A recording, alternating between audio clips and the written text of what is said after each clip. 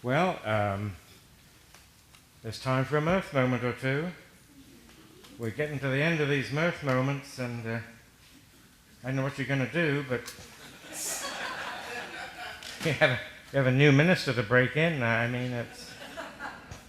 A minister parked his car in a no parking zone in a large city because he was short of time and couldn't find a space with a meter. Then he put a note under the windshield wiper that read, "I've circled the block 10 times. If I don't park here, I'll miss my appointment. Forgive us our trespasses." When he returned, he found a citation from the police officer along with this note, "I've circled this block for 10 years. If I don't give you a ticket, I'll lose my job. Lead us not into temptation."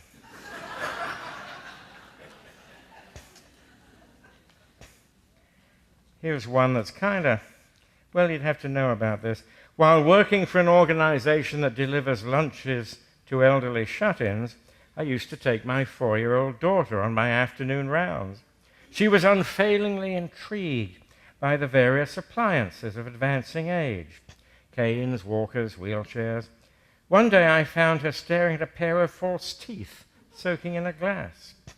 As I braced myself for the inevitable barrage of questions, she merely turned and observed, "The tooth fairy will never believe this." Yeah. And here's one more.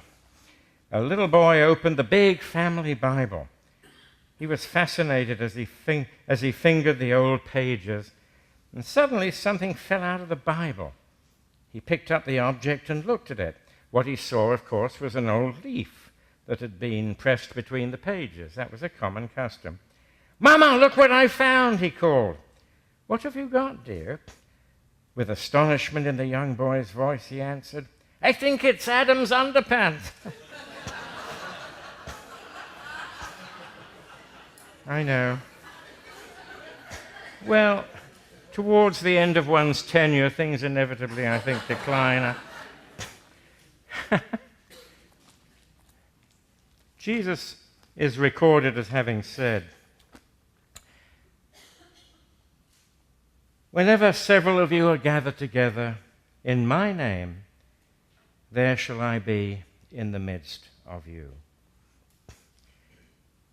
What I want to share some ideas about this morning is community. See, we belong to a community here in Unity of Bellevue.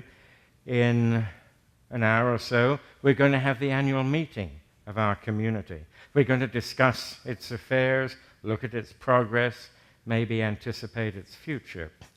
But we live in a very precious community, a common unity. And some of you who have been the recipients of my handwritten letters, and I hesitate to ask how many of you have received those, because they're not always clearly understood. My handwriting isn't what it used to be.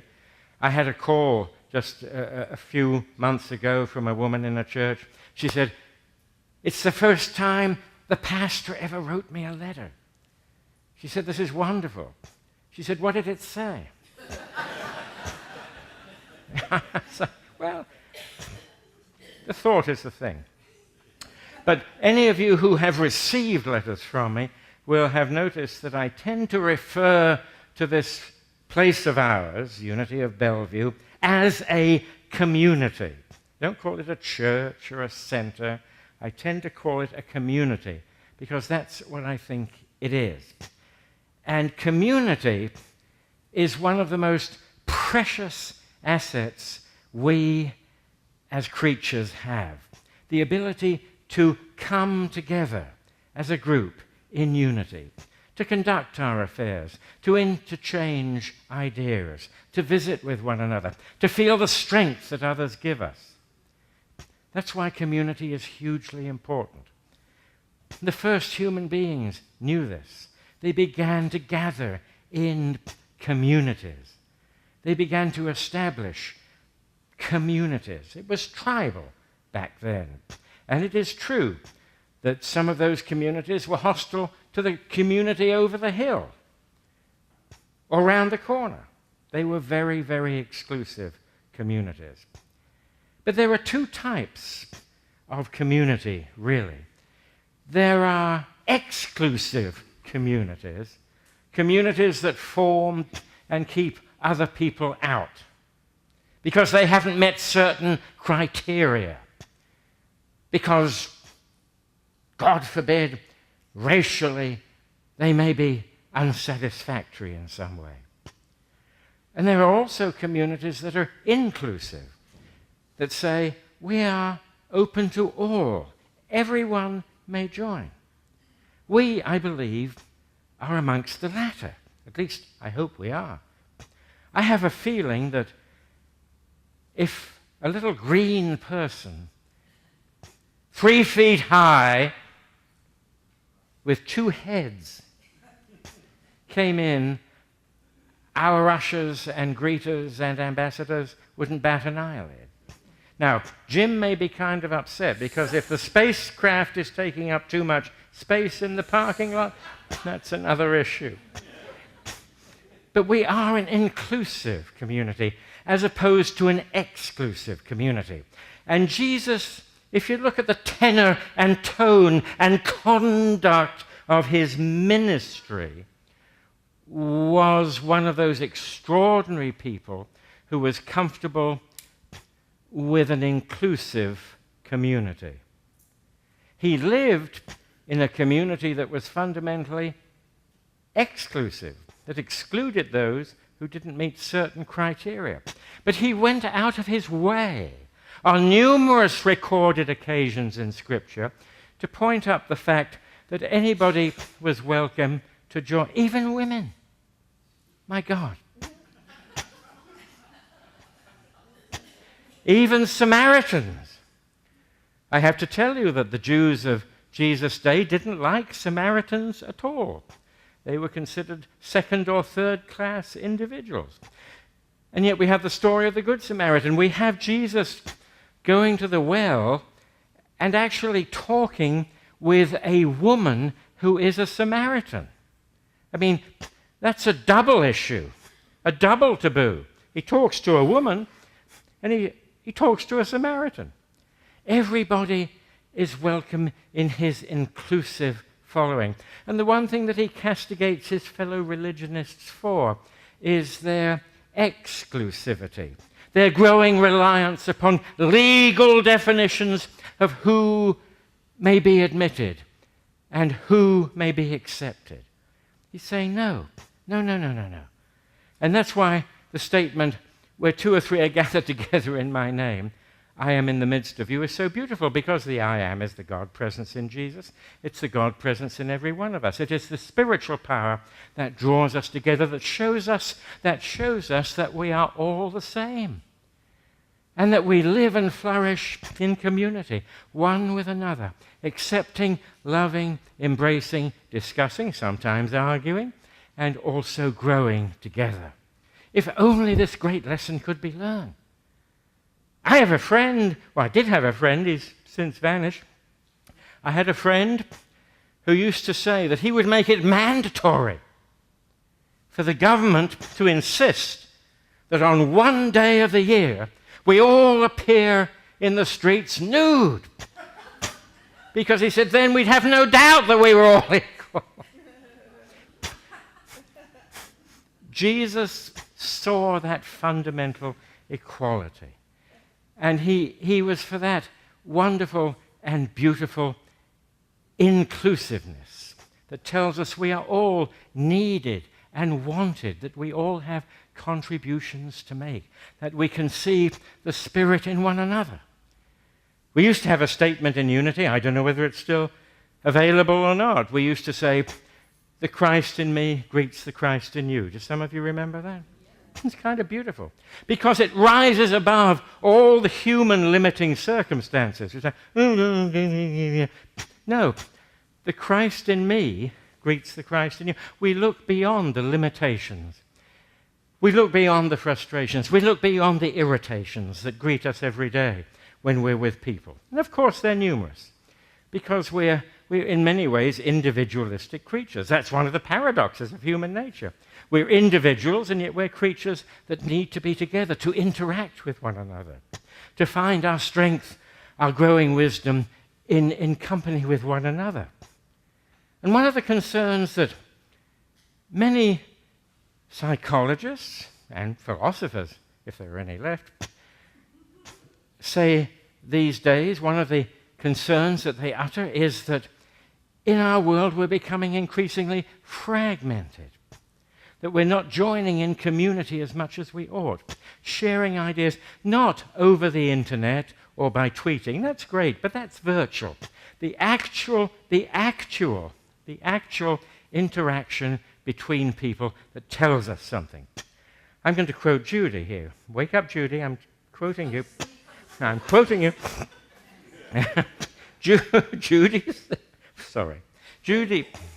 Judy has told me that she likes to be in meetings because you can look at people, you can interact with people, you can see their facial expressions, you can understand their moods and so forth.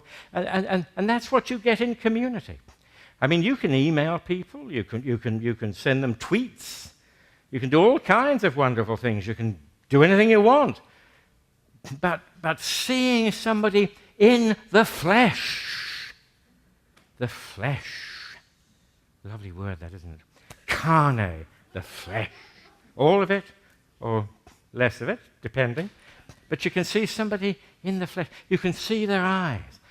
I always remember when emails first came in, it was said that we would communicate more readily and easily with one another.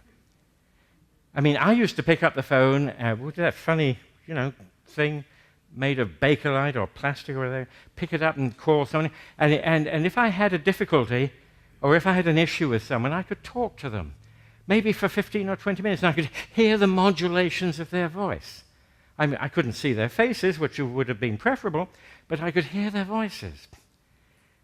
But nowadays, somebody will send an email, and I will misconstrue it, or they will, if I send them one, and they'll write an irritated response, and then they'll hit this little button, which is on the side, and 50 other people will be copied. So instead of one person teed off with me, I've got 51 people teed off with me. Whereas if we could have sat down together, or if I could have talked to that person face to face, we'd have probably resolved our differences in 5 or 10 minutes. Well, all of this is progress, and let's not go there. What I want to talk about and share ideas about, as I said, is the value of community. Now, we've all been part of exclusive communities, haven't we? Yes, we have. I mean, it was only about 15 years ago that in Palm Beach, Florida, Jews could join the country club. And there are exclusive organizations everywhere. The Masonic lodges don't allow women to join. I know. I mean, you can have Eastern Star, that's one thing, but not come into the lodge, that's another. It's an exclusively male domain. These are exclusive clubs, and human beings intrinsically enjoy those. I was at an Oxford college. You have no idea how exclusive a society in Oxford College is. You think, oh, the University of Oxford, in England, not in Mississippi, in England, you think, well, it's just a university. If you go to Oxford and ask to see the university buildings, you'll be sent to a miserable place called Wellington Square, where there's some horrifying offices. These are the university offices. The university itself consists of over 40 colleges, each one of them autonomous, independent. There is no real University of Oxford. There's a series of colleges. And getting into those colleges has its own hoops over which one must jump. And when you get into them, they preserve their exclusivity. There's even a very tiny door in the front gate, it's called a wicket, that you have to go through to get into the quad. And there's a fearsome creature called a porter who stands there and decides, wears a bowler hat, and decides whether you are to be allowed in or not. Do you meet the criteria? Are you really a member of the college or not? It's a very, very exclusive domain. And you contrast that with the kind of openness that we have in a community like ours? Well, being creatures that we are, all of us, as I say, enjoy a certain degree of exclusivity. I guess it boosts our ego. Here I am. Gee, nobody else can come in the door. I came in because I have a little card or a handshake or a degree or a tie, so I'm all right, I can come in. But you lot, stay out. But Jesus didn't say that. He brought everyone into the fold. And I like to think that in our community here, we do similarly. I think we are truly, truly inclusive. Now, there aren't that many of us here this morning, which is a sorrow to me. But anybody who comes to this church in a spirit of goodwill, in a spirit of openness, is welcome. They're welcome because we're all learning together. The arrogance that makes one person think that he or she is above everybody else on the spiritual path is quite beyond me. My dad, my dear old dad, taught me one thing. He said, remember, nobody is above you and nobody is below you. Wasn't that said in our Constitution somewhere? I've forgotten. I think it was. It was said at the beginning of the French Revolution. These things are human ideals. We're on the plane, we're on the level, we're all the same. We're all in the same boat. Doesn't matter whether we live in equatorial Africa, down in the jungles of South America, here in the United States, in the vast subcontinent of India. We're all the same. We're all the same. We're all the same. And it's an organization like ours, it's a community like ours that not only celebrates, but forwards that magnificent ideal. And I know that many of you feel this. That's why you're here. We have people from different religious backgrounds, different ethnic backgrounds, different racial backgrounds. What does it matter? We are here in this beautiful place, this special community that has been here for a long time, since 1959, as a matter of fact. 1959. It was incorporated first in 1962, but it's been here, and it says specifically in our Articles of Incorporation that we are a community. We are a community.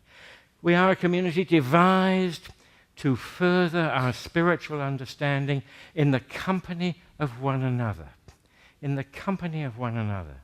So that we'll reach out to one another, we'll love one another, we'll accept one another. A community of this sort, a community of this nature is, alas, a comparative rarity. We have something so precious here you can't imagine. It's extraordinary. And I'm so grateful that you are, all of you, a part of it, and that I think you understand this. And when we get together again in an hour's time and have our annual meeting, I think once again we'll reaffirm this extraordinary capacity that we enjoy, this great value that we have. We live in a community, a common unity of truth seekers, of spiritual searchers. We support one another, we encourage one another, we welcome one another, we embrace one another. What a precious gem this is in the heart of Bellevue. Thank you, Lord, that this is so and we are a part of it.